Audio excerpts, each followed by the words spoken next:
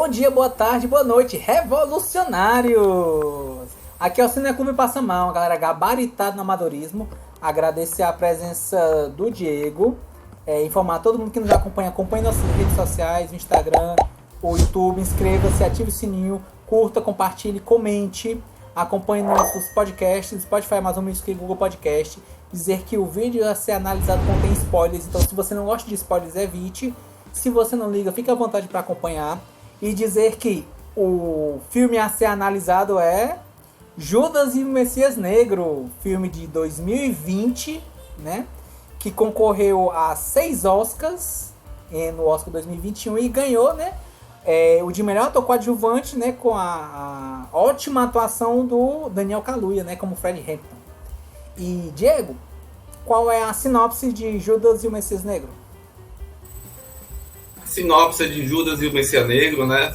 Só pelo título você já tem uma ideia do que vai ter no filme, se você sabe os spoilers da Bíblia, né? Se você souber, tem alguma coisa ali, né? Mas vamos lá.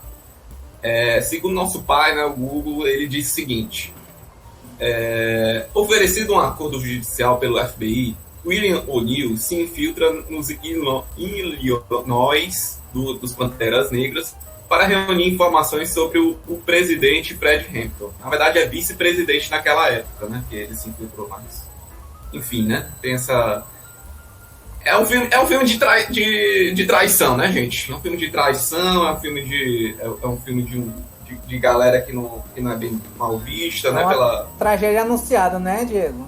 É uma tragédia anunciada, então você já vai se preparando aí para um filme pesado. Vamos começar aí, o menino Davi, sobre a sua análise de Judas e The Black Messiah. Yes. I am a revolutionary. Seguinte. Ok. Não com essa camisa, viu? Ah, tá. Não, tô de infiltrado, ó. Se você perceber, tá meio diferente aqui, ó. Certo? Então vamos lá, Judas e o Messias Negro, né? É o filme de 2020, né? Ele, como disse anteriormente, ele recebeu 6 indicações ao Oscar em 2021. Melhor atores coadjuvantes, né? 2 indicações pelo Daniel Kaluuya como Fred Hampton e Lakeith Stanfield, né? Como Bill O'Neill. Melhor fotografia, melhor roteiro original, melhor canção original por Fight for You e melhor filme. Das 6 indicações, né? O que o filme ganhou, e merecidíssimo, né, por sinal, assim, muito boa, muito potente, né, muito pungente a atuação, né, do melhor ator coadjuvante pro Daniel Kaluuya, certo? E, já dizendo de antemão, né, essa questão do elenco, trazendo 3 personas, pelo menos pra mim, que são principais nesses elementos, né, tem o Daniel Kaluuya, né, como o Fred Hampton, tem o Lakeith Stanfield como Bill O'Neill, e tem o Jesse Plemons, né, como o Roy Mitchell, né, que ele é o agente do FBI. E esse filme ele se passa na década mais ou menos de 1960, né, durante o movimento dos direitos civis nos Estados Unidos, né, e como o líder do partido, né, dos Panteras Negras em Chicago, ele se torna uma figura influente na luta contra a opressão racial e a injustiça social, ele unindo diversas comunidades e grupos marginalizados em prol de um movimento de quê? Igualdade e justiça. Em alguns Nessa época, o Malcolm X e o doutor... Esse agora, Martin Luther King. Martin Luther King, eles já tinham sido mortos já? Cara, eu confesso que eu de cabeça não tô lembrando agora, mas na legenda eu lembro que no começo começo o Roy ele chega pro O'Neill, né, e chega falando: você sentiu alguma coisa quando não sei quem morreu, não sei se era o Malcolm X ou se era o... Se eu não me engano, o Martin Luther King ele morreu antes do Malcolm X, né? E o Malcolm X ele sentiu essa dor, vamos dizer assim, porque eles se encontraram, acho que foi 1 ou 2 vezes. Eles tinham divergências sobre a questão de como eles queriam fazer essa luta pelos direitos civis, certo? Mas eles, sim, foram figuras influentes, né, importantes para o meio do qual eles estavam, certo? Então, assim, alguns dos temas que são abordados no filme, né? Racismo estrutural, corrupção, violência policial e o impacto do ativismo social. Ele mostra o poder da liderança de Hampton, né? Seja pelas suas palavras, carismas e ações, e a maneira como ele foi uma ameaça aos interesses das autoridades da época, exatamente pelo que ele representava e pelo que ele fazia, certo? Por outro lado, a gente tem também o quê? O William O'Neill, né, que é interpretado pelo Lakeith Stanfield, né, que ele é um criminoso, que ele é coagido pelo FBI a se infiltrar no partido e espionar o Fred Hampton. À medida que o O'Neill ele ganha a confiança do Hampton, ele se vê num dilema moral, dividido entre sua lealdade, né, sua lealdade, a sua função interna, que é como traidor, né, como X9, né, como pessoa que vai passar os dados do FBI, e a sua própria consciência, né, de acordo com o que é cobrado a ele, certo? O Jesse Plemons, ele representa bem, para mim, a persona do Roy Mitchell, né, que ele é o agente do FBI barra soldado romano, né, colocando essa analogia de Judas e o Messias Negro, né, pronto para usar uma pessoa que é o O'Neill como infiltrado, né, barra Judas, para poder acabar com o Fred Hampton, que seria o Messias Negro, né? No qual o FBI, romanos, né? Ele vê como uma ameaça, certo? Toda essa analogia, essa semiótica de como está sendo tratado toda essa situação.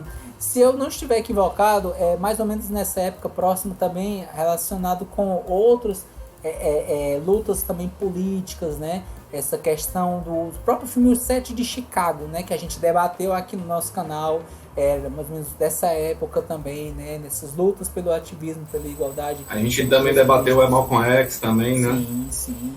Também é muito, muito interessante, muito importante, né? E são vozes, né? São várias vozes em prol de quê? De uma igualdade, né? Um ativismo civil, político, social. Naquele contexto geopolítico dos Estados Unidos da América. Né? Isso. Então, o que é que dá para trazer também, certo?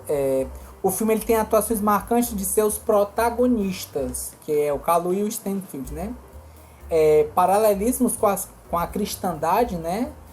São válidos nessa fotografia, visto que o Bill foi uma pessoa que entregou o Fred Hampton, mesmo que, certo? Que eu acho importante trazer esse ponto. Mesmo que próximo da fatalidade de Hampton, Bill, ele, mesmo que estivesse receoso de não querer fazer isso, ele não teria outra opção.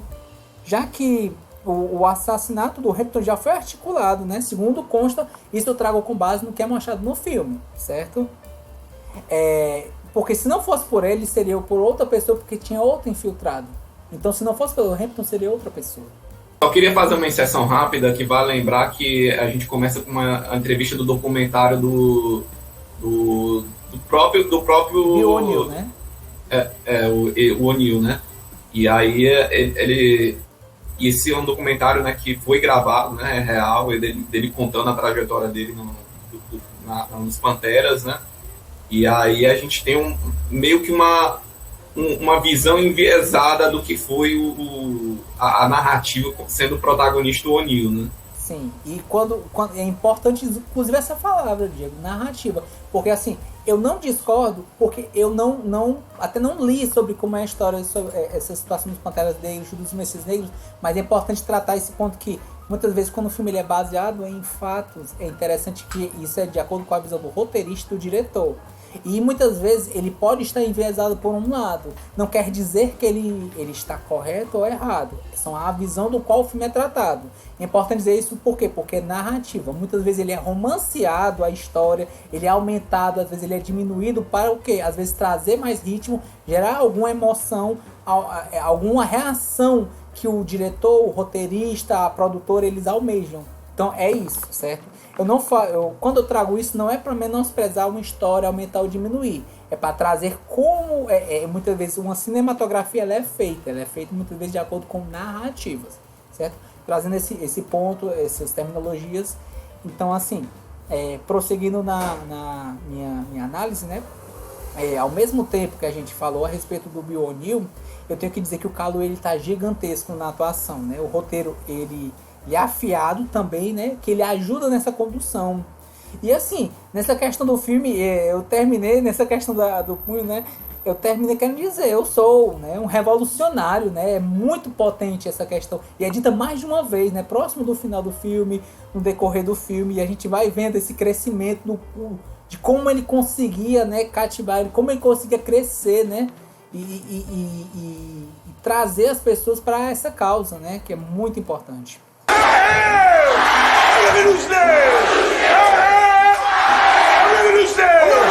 E eu acho que a indicação e vitória, né, do Oscar de melhor ator coadjuvante, ele foi mais do que merecido. E vale lembrar, eu falei anteriormente, para mim são dois protagonistas, são dois atores principais, não coadjuvantes.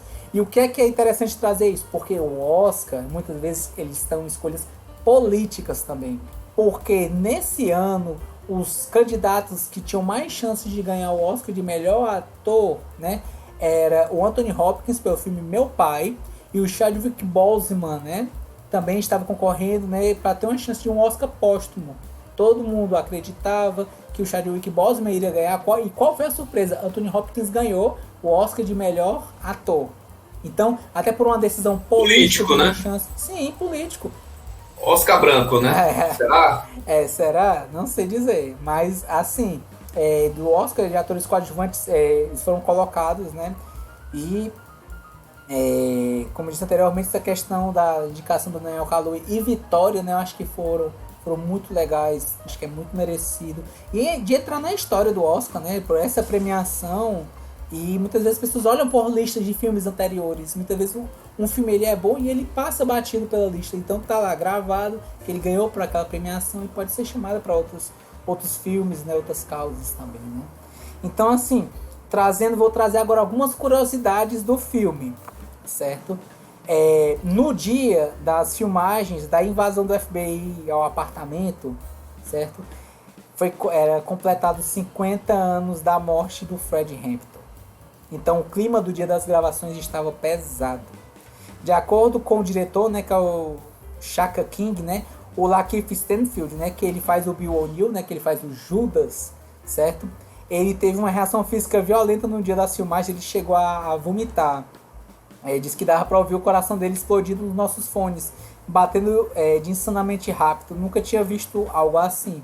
Então o próprio ator que ele fez o O'Neill, né? E no final daquela cena, né? Ele tava passando mal, né? Sim. Fisicamente, né? Não sei se era pelo medo, pela questão do dilema moral dele, né? Do personagem, né? Do O'Neill, né? E aí ele tá lá saindo, ele tá meio que querendo vomitar, meio enojado com tudo, né? Get another drink.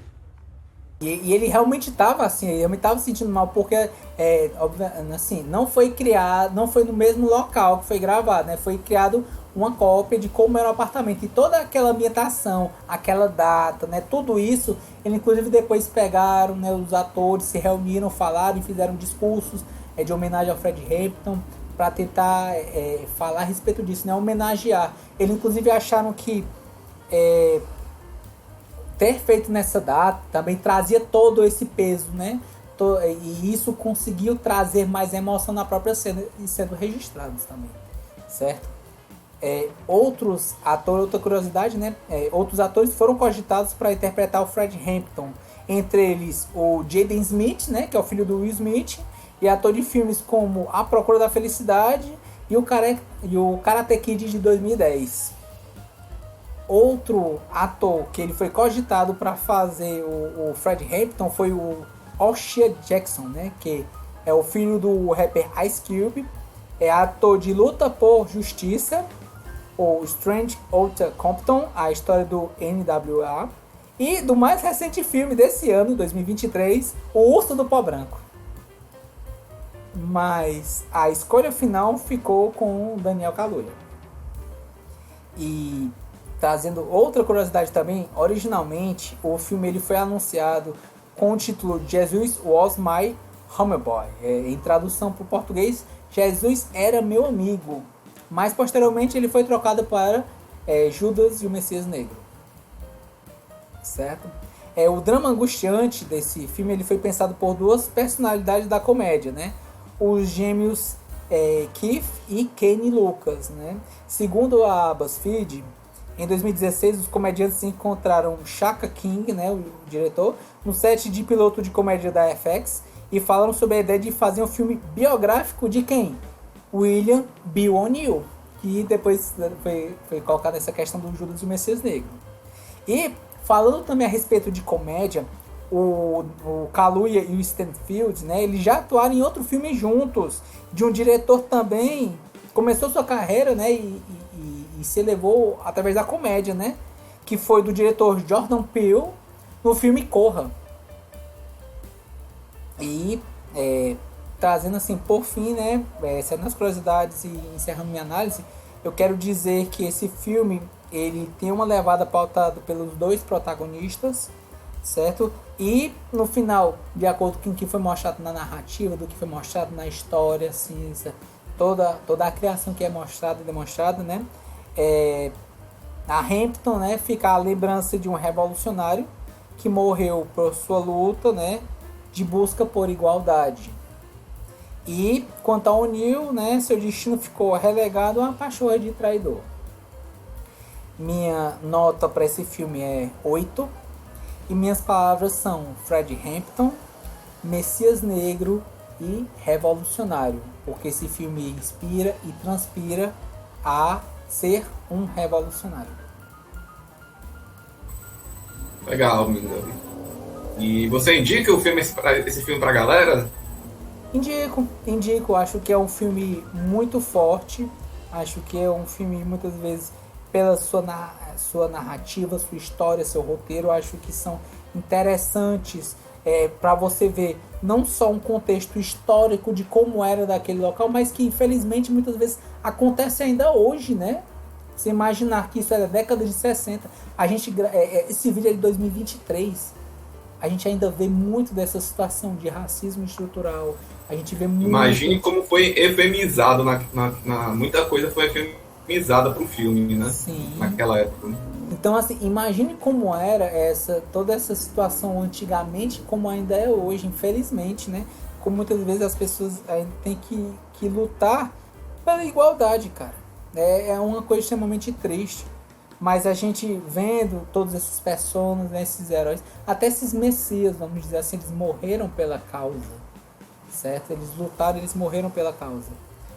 Eu acho que até no filme, muitas vezes, pediram, até sobre, no filme do Malcolm X também é mostrado, né, essa situação de pessoas que, muitas vezes, é melhor você fugir, é melhor você se afastar e dizer, não, eu não vou me acovardar, eu estou lutando pela causa e, se necessário, eu vou morrer pela causa.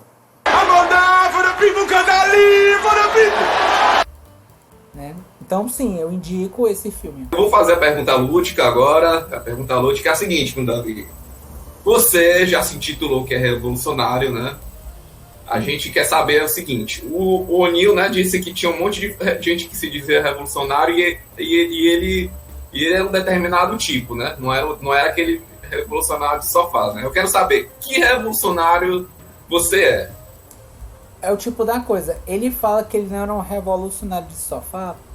E até uma coisa interessante que a gente já falou de outros debates, que é exatamente o ponto da como é o choque, como é a hipocrisia, certo? Ele fala sobre essa questão talvez de ser um revolucionário de sofá, porque ele estava lá lutando e atuando. Mas quando muitas vezes você está lutando e atuando, sabendo que o inimigo não vai bater em você porque você é um infiltrado, é muito cômodo você também dizer que é um revolucionário. Então o fato dele falar não era um revolucionário de sofá, ok, você não o era. Mas da mesma forma como você traiu o movimento e você sabe que como você era um infiltrado, e as pessoas de dentro, né, os inimigos sabiam que você era infiltrado, você não ia apanhar, você não ia sofrer o mesmo que os outros sofreram. Então, sabe essa questão da comodidade? E assim, você trazendo essa pergunta pra mim, qual tipo de revolucionário seria? Qual é o tipo da coisa? Existe um revolucionário que ele sai nas ruas, existe um revolucionário que educa, existe um revolucionário que ensina. Eu penso que muitas vezes, até pela essa questão da gravação, pelas conversas aqui, é de você tentar instruir. Existe aquele revolucionário que ele vai para ensinar, aquele revolucionário que ele vai para te motivar. Eu penso que eu tento ser um revolucionário pelo exemplo, de tentar, de conversar, de dialogar com outras pessoas, de tentar trazer algo benéfico, certo?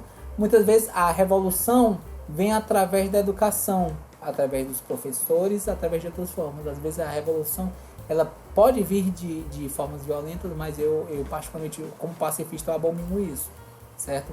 Então, logo assim, eu me vejo como essa questão do revolucionário que tenta dar um exemplo de chegar e dizer. E eu me vejo exatamente como uma pessoa que eu vejo minhas falhas. E às vezes eu posso falhar. E eu acho que essa às vezes é a diferença entre o hipócrita ou não. Porque o hipócrita chega, reclama e diz, mas eu nunca faria isso. Certo? Mas ele não aponta e vê os seus erros. Eu posso chegar e dizer, eu tenho meus erros. Você pode até falar dos meus erros. Mas eu tento lutar para ser uma pessoa melhor. E nessa busca de ser a pessoa melhor, entra do paradoxo de que às vezes você pode até não conseguir, mas você vai continuar lutando como o revolucionário que você é. Então essa é a minha concepção, né? Do revolucionário pelo exemplo. Você é um revolucionário, por exemplo. Esse é o seu tipo de revolucionário. É o meu exemplo. Grande exemplo aí para a nossa comunidade cinéfila, a mim, Davi, o nosso revolucionário de cadeira do exemplo. Eu tento, né? Eu tento. Às vezes falho. Mas, sabe a frase assim, né? Que eu passo mal, desculpa pelo vacilo. Qualquer coisa, se eu errar, desculpa pelo vacilo. Estou tentando, galera. Estou tentando. Vou errar. Já posso estar errando agora mesmo, mas estou tentando. Diego, qual é a sua análise a respeito de Judas e o Messias Negro? Judas e o Messias Negro, né? Um filme de 2020, né? A gente assistiu, pelo menos eu assisti recentemente, né? 2023. Vi todo o impacto, né? Naquela época que também teve um caso bastante, né? Abrupto naquela época de pandemia, né? De violência policial contra um homem negro, né? Eu esqueci o nome lá nos Estados Unidos que aconteceu, o nome do rapaz. A gente viu aquele contexto, o filme teve muitas repercussões, né? Muitas repercussões positivas, né? E ele foi um pouquinho assim esquecido, assim, ele foi um pouquinho assim meio que deixado de lado naquela época de premiação lá em 2021, né? E assim, muita gente dizendo que é um dos melhores filmes, né? Naquela época, né? Ele with his people. His power. Mas assim, a gente não tinha tanta divulgação, né? Ele veio um ano depois do set de Chicago, detalhe, assim, é mais ou menos. Sim. Muito próximo. E o set de Chicago foi um filme bastante divulgado, porque estava na plataforma Netflix, né? Sim. E aí isso colaborou, né? Mas enfim, não era a temática, o racismo ali não era só uma parte ali muito pontual da história do set de Chicago, né? E a gente vai para esse filme aqui que tem essa pegada de não é bater não só no racismo, né? É bater no sistema como um todo, né? Bater no sistema. Ele pega o que o set de Chicago só bateu no sistema jurídico, né? E meio que político da época. O Judas e o Messias Negro, ele quer bater na forma como a sociedade existe. Ele quer bater no capitalismo. Because the capitalist has one goal. And that is to exploit the people. Ele quer bater na política, ele quer bater na polícia, ele quer bater na forma como existem as estruturas daquela época, né? Então ele quer fazer uma outra abordagem assim, um pouco mais agressiva até, eu diria, né? Porque até pela forma como foi levantado, né? Os Panteras Negras não eram um grupo pacifista, né? Era um grupo que era armado, tinha seus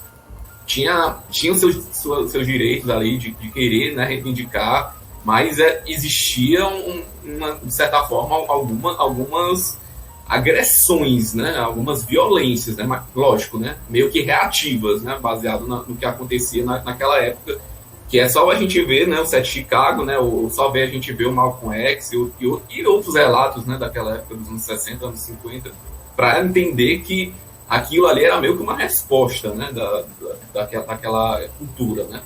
Mas vamos lá, Judas e o Messias Negro, a minha experiência, né, que eu tive, né, eu fui com o filme sem saber muito da história, nem, na verdade não sabia nada da história, né, e assim, eu confesso que eu fiquei bastante surpreso, né? A gente tem um protagonista que é o Judas, né? Ele é o cara que vai trair, vai dar a punhalada nas costas daqueles que estão contra um sistema, uma ideia, né, de sociedade, né? E isso torna o filme assim um pouco, que eu acho que é o grande tchan que eu acho que o filme tem, né? Que é a ambiguidade dessa pessoa que trai, né? Eu acho que é isso que é interessante, né? Você está ali para trair, seu objetivo final é traição, não é aquilo que você está fazendo ali naquele movimento, não é aquilo que ele está fazendo, não, seu objetivo é a traição em nome de quê? E aí a gente descobre, né, que o O'Neill, né, estava em nome do bem-estar dele, da questão dele de se sentir em condições privilegiadas, né, de privilégio dele, né, e até que ele chega... né, Diego? Judas e o Messias Negro, aí meio que, eu acho que eu tinha falado antes, era uma tragédia anunciada já, né? Sim. Assim, quem viu a Bíblia, né, sabe, né, o que acontece com o Messias, né, ele vai ser crucificado, né, e esse é até um pouco ruim, né, porque ele nem chegou meio que ser crucificado, assim, simbolicamente, né, ele foi meio que escanteado, mesmo acovardadamente escanteado, morto, de uma maneira covarde, né, e bastante sem nenhum propósito, assim, sabe, e morreu de uma maneira muito indigna, assim, do que poderia acontecer, né, e com o dedinho lá do O'Neill lá, um preguinho que entrou no caixão do Fred, né, então, assim, é muito interessante esse contexto dessa ideia, né, do cara que vai, o traidor, o objetivo dele, e como o objetivo dele meio que ele falando, né, a narrativa, né, dizendo que meio que ele foi se incorporando, né, com os objetivos daquele outro grupo, né. Então, assim, que até o personagem de Jason Plymouth chega e fala assim, você quase vai ganhar um prêmio da academia aqui, porque eu quase acreditei que você tinha, né, era daquele grupo, acreditava piamente, né, e de certa forma, né, ele teve uma jornada meio de querer acreditar, não apenas para ser convincente na traição dele, né. Eu gosto muito da narrativa do O'Neill porque ele começa já roubando um carro, né? Ele já chega logo com a crítica social de que ele é um policial, né? E depois que ele é pego, né, pelos policiais, ele chega e fala: não, eu não vou andar com uma arma, eu prefiro andar com um distintivo, que é muito pior do que uma arma, porque se um policial for atacado, eles chegam com tanques, né? Que é muito pior do que armas, né? Então, isso é uma crítica bastante pesada. O distintivo era falso? O distintivo do O'Neill, né, era falso, né? Que ele usou, né? Ele chega, né, diz que é um policial, né, vai revistar, pega os pertences de uma das pessoas lá naquele bar de negros, né? E aí ele vai, meio que descobrem ele pega a chave do carro e rouba, né? E aí ele pega pela polícia posteriormente, né? E aí a gente tem aquela coisa, aquele diálogo, né, do Jason Klein, né, que chega falando, olha, o que você sente em relação ao Malcolm X? O que você acha do Martin Luther King? Assim? O que você acha desses movimentos? E ele totalmente apolitizado, né? Ele totalmente sem nenhuma... alienado, né? Alienado, exatamente. Bastante alienado da realidade que ele vive. Ele só queria apenas viver a vida dele de uma maneira confortável, né? Ele diz, não, eu era pra me sentir incomodado, né? Um negócio assim, né? E aí a gente vê, e aí o nosso personagem do FBI chega e, opa, peguei um informante interessante aqui, hein? Acho que tem chance de pegar um informante bom aqui. E aí a gente vê a escalada do O'Neill, né, para se tornar um Pantera Negra, né, de Illinois, né, Illinois. E aí a gente começa a ver o outro protagonista, né, que eu acho que ele é mais coadjuvante do que protagonista, ele em determinado momento, né, porque tem uma parte que ele é preso, né, e fica muito mais do O'Neill, mas enfim. Que na verdade transita, né? Na verdade, transita entre eles, né? Tem certo momento que ele não tá lá e depois vai aparecendo mais. Acho que transita entre eles. Sim. Eu digo que o O'Neill ele é um protagonista e o Daniel, o Fred, ele é o herói da história mesmo, né? Ele é o Jesus, né? Ele é o Messias. O O'Neill não, o Hampton. Não, eu falei o Fred. Sim, Fred. Ele é o Jesus, né? Ele é o cara, ele é o grande herói, ele é o grande, assim, o cara que vai, assim, talvez não vai salvar todo aquele pessoal, né? Mas ele é o cara que, assim, ele é a grande voz, ele tá ali para atacar na palavra, né? Que eu acho que é aquilo que o filme quer, ele quer um pouco deixar um pouquinho de lado essa questão do conflito armado, né? E ele quer ir para um lado de atacar pela palavra, né? pela ação. Ele chegar lá, não vamos atacar, vamos ir nas comunidades, vamos fazer um almoço comunitário, vamos passar a palavra de que esse sistema é falido, vamos mostrar que o capitalismo destruiu essa comunidade. Ele vai em grupos latinos também, que tem que estão sendo também massacrados pelo preconceito, pela questão econômica que acontece no país. Então, tem ali uma crítica muito maior do que o racismo e do que o racismo é só consequência daquela estrutura de sistema geopolítico, econômico e tudo mais que acontecia nos Estados Unidos naquela época. E ainda acontece, né? Diego, o que eu acho interessante, só fazer uma inserção rápida sobre essa questão, às vezes, a questão das palavras e ações, é importante frisar que muitas vezes ações não são só ações físicas, não são só agressões, né? Palavras são ações também, exemplos são ações também, né? E ele exatamente isso sobre essa questão da comunidade, falar com outras, em outras comunidades além das que ele já estava, né? Aquela questão da bolha, né? De tentar furar a bolha e agregar muito mais pessoas para a causa, porque era uma causa de direitos civis, uma causa de equidade, né? Entre as pessoas. Né? E não só as palavras, viu, Davi? Eles iam, a gente vai, em vários momentos, eles iam lá e faziam coisas para a comunidade. Sim. Eles iam lá, o pessoal do outro grupo chegou lá para ajeitar o quartel-general deles, reformar, pintar, prestar socorro para aqueles que saíram feridos lá na metade do filme que teve ali o ataque da polícia, né, no quartel-general.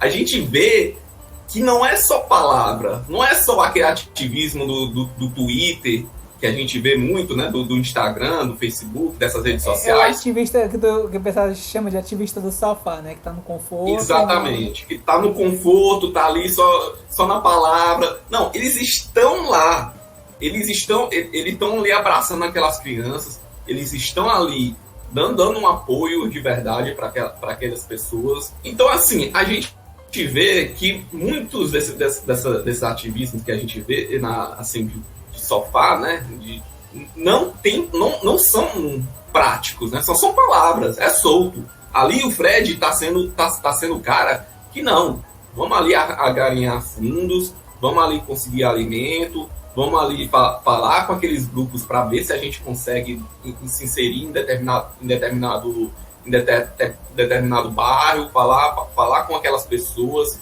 E naquele contexto meio que religioso, ele vai lá ter uma discussão com o pastor, né? Com aquele pastor que é até meio racista, né? Na discussão. Mas ele chega lá e vai mostrar, olha, cara, você tá tratando a gente como os caras estão te tratando. A gente está aqui tentando se ajudar para um bem comum. A gente quer o bem da sua comunidade também. E aí, é essa magia do filme, né? Do revolucionário do Fred, né? A magia do Fred é que ele não era só a palavra. Ele ia lá e botava a carinha dele. Ele ia lá, numa situação que claramente envolvia um risco, não, eu vou estar lá.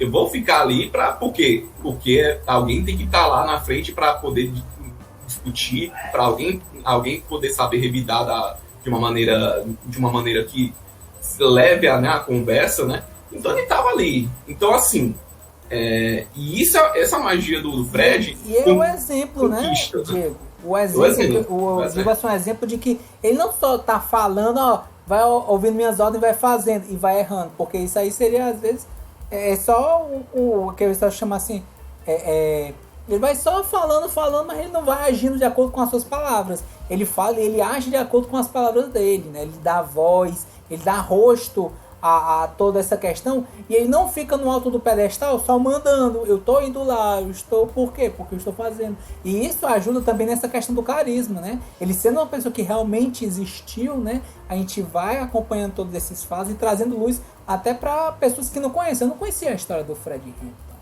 E aí, a gente no Brasil, né, com certeza não ia conhecer a história do Fred assim com muita facilidade, porque a divulgação, acesso a conteúdo de jornais, acesso de conteúdo histórico, né? Então, assim, é um pouco mais difícil pra gente, né? E aí a gente deveria, né, se voltar para os nossos jornais, a gente deveria se voltar para as causas que a gente vê por aqui. Então, assim, é legal, bacana, assim, o que aconteceu lá com o Fred é algo aqui que inspira, né?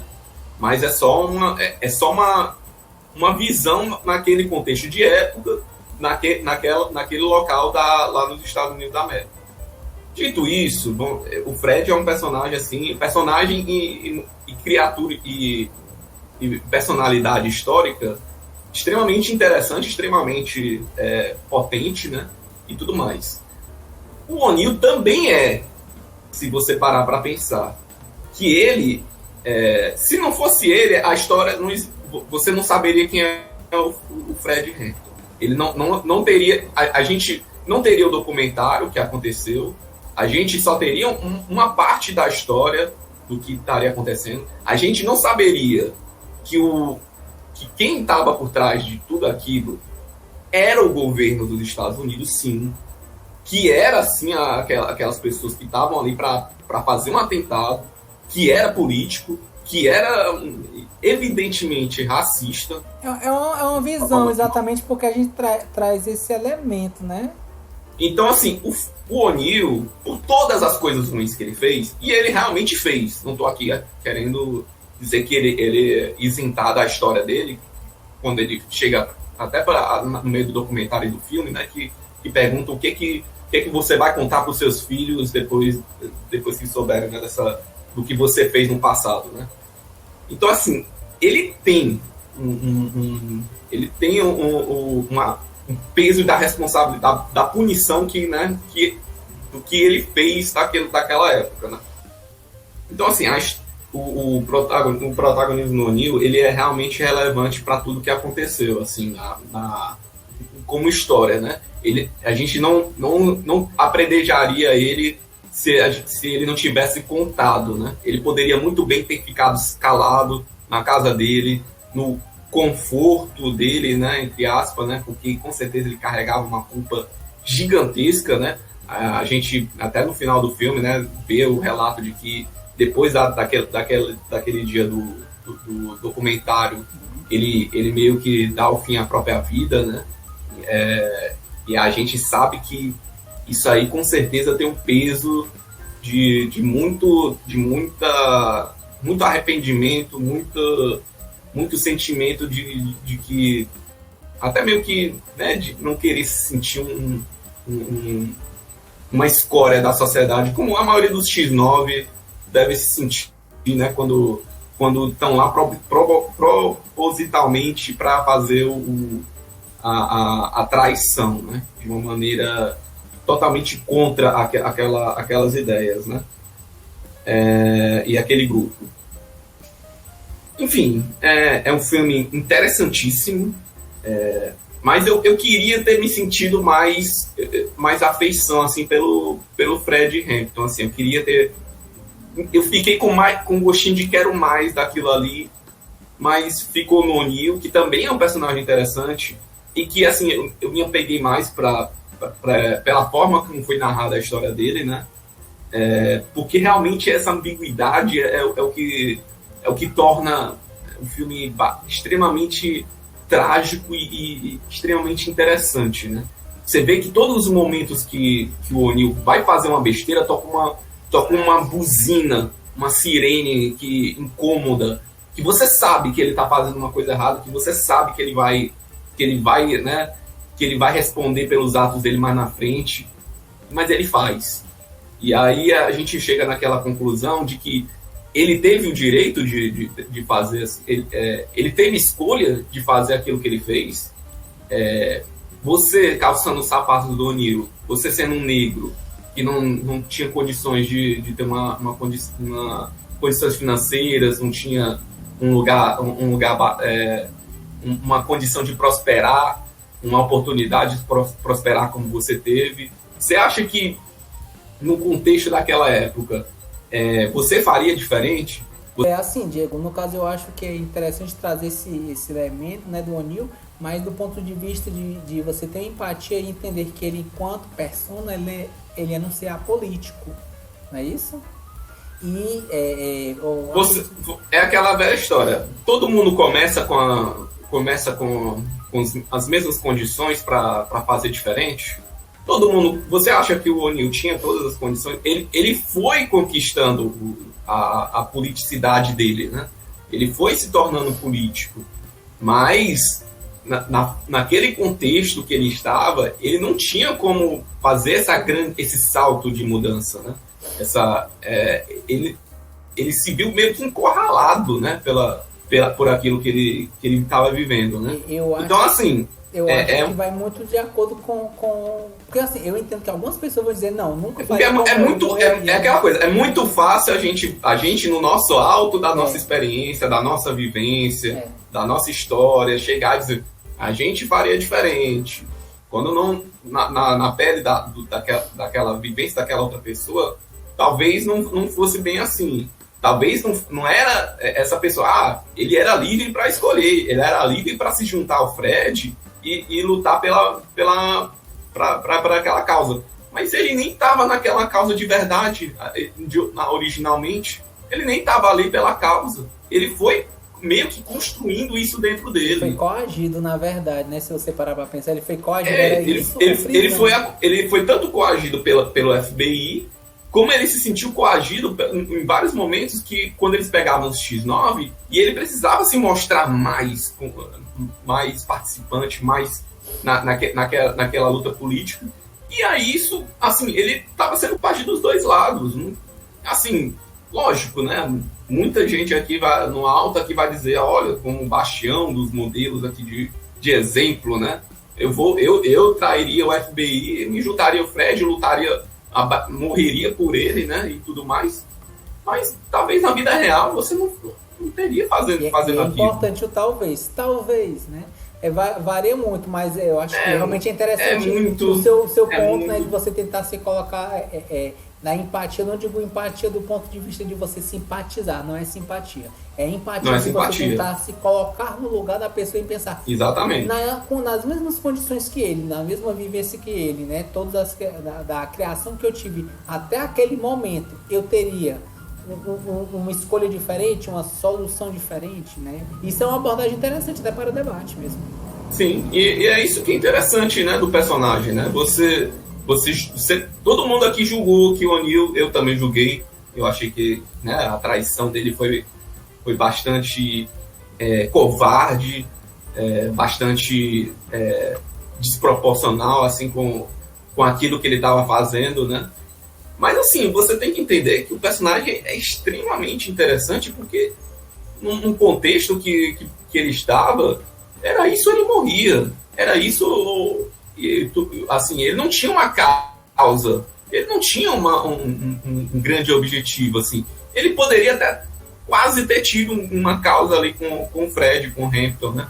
Mas ele, assim, ele ainda tinha a história dele, daquela coisa da vida, né, que ele tinha no passado, né? Isso com certeza colaborou com as escolhas que ele fez. E aí a gente só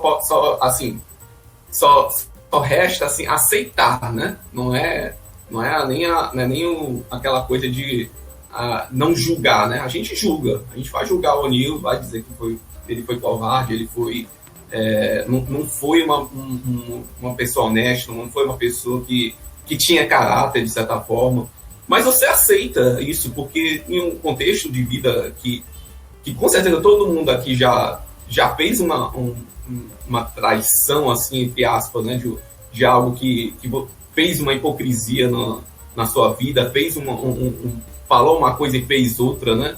Então, assim, no alto do nosso julgamento, a gente só pegou o O'Neill que fez uma coisa extremamente mais séria, extremamente mais... que teve uma repercussão muito maior do que deveria qualquer outra pessoa, mas ele teve que arcar com aquilo que ele viveu, né? E assim, a gente tem que aceitar a história dele, e eu acho que talvez meio que mesmo que a gente diga que ele foi covarde, que ele foi desonesto, que ele foi uma pessoa bastante inescrupulosa, ele foi uma pessoa importante para essa história. Ele contou a história do Fred, ele trouxe à vida um pouco dessa história para a gente e fez essa marcação no filme e fez esses personagens criarem um sentimento, né? Mas essa minha visão assim, do personagem. Eu acho que ele é um personagem muito mais interessante que o do Fred em si, né? Por causa dessas questões, mas o Fred é, sem dúvida, o grande herói, a grande estrela desse filme, a grande coisa que precisava ser contada, né? Só frisando rapidamente, eu já não concordo tanto, eu já acho que Fred, essa questão dele, do O'Neill, eu acho interessante que ele é o conduíte, né? É por ele que passa a linha da história. Tudo bem que por ele a gente sabe essa versão, a gente sabe que o FBI ele trabalhou em cima, mas para mim a grande persona que eu acho que é interessante mesmo é o Fred Hampton, porque a gente tem essa dualidade, mas ao mesmo tempo do outro lado a gente tem o carisma do cara que em vários momentos ele podia se acovardar, podia se afastar, sabia que ele estava sendo perseguido, que poderia ser morto e mesmo assim, vamos dizer assim, abraçou o seu destino no sentido de que vou lutar pela causa mesmo que tenha que morrer no processo. Tudo bem, eu acho justo você achar o outro mais interessante que o protagonista, né? Sim. E de certa forma tem o seu valor, mas para mim isso é um pouco difícil porque o fato deles estarem caracterizados por esses grandes atores, né? Sim. Torna tudo isso meio que tem outra perspectiva, né? Tem outra visão, né? Mas enfim, vou caminhar agora para os finalmente, né? Acho que o filme ele tem uma cadência interessante. Eu acho que ele tem uns momentos assim que meio de enrolação, meio fúteis assim, mas que tá contando ali alguma coisa daquele contexto, daquele ambiente que era bastante hostil, né? Queria também dizer, né, que o filme teve uma boa estrutura assim, de narrativa, até pelo fato de eu meio que quase me importar com a visão do O'Neill, né? Porque ele ser um personagem que eu quase me importava tanto quanto o Fred, mesmo sabendo que o Fred já estava condenado à morte ali desde o começo da história, né? De certa forma, né? E é isso, assim, eu gostei muito, mas eu queria ter gostado mais assim, do Fred, eu queria ter gostado mais das discussões. Eu acho que a discussão poderia ter ido para um pouquinho do que era o final do Malcolm X, ali do nosso querido Denzel Washington. Eu acho que poderia ter caminhado para uma coisa assim, aquela coisa meio que da pegada faltou mais momentos mais interessantes que aquele do Eu Sou Revolucionário, daquela discussão do Fred, né? Eu queria algo mais assim, né? Que fosse mais forte, assim, de voltado para esse assunto, né? Senti bastante incomodado também com as questões de racismo, né, que aconteceram no filme, né, e acho que precisava serem colocados, mas também são muito fortes, né. E é isso, assim, eu gostei do filme, mas eu queria ter gostado mais, assim, comparado ao que foi a discussão do Malcolm X, da nossa discussão do Malcolm X, né, do filme, o que poderia, assim, o Sete Chicago, um pouco da ideia do Sete Chicago, mas esse filme também é muito grande, assim, é muito interessante, assim, da forma como foi colocado, né? Eu vou dar uma nota 8 também pro filme, acho que eu daria palavras, né, como traição, luta contra o sistema,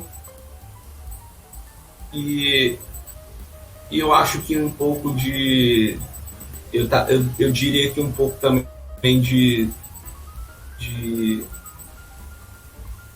eu ia falar empatia, mas eu acho que não é essa palavra, é mais para uma ideia de entender o que foi que aconteceu naquele contexto que aqueles personagens estavam, e que, assim, era um outro contexto que a gente vive, mas também não é tão diferente do que a gente vive, né?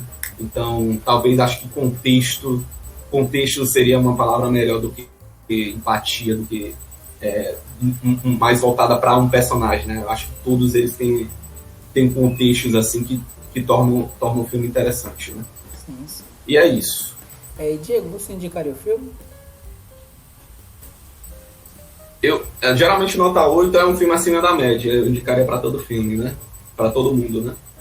Mas para aquela galerinha que veste que gosta de um determinado tipo de partido ali, e eu conheço gente assim, e você também conhece, e você fica calado.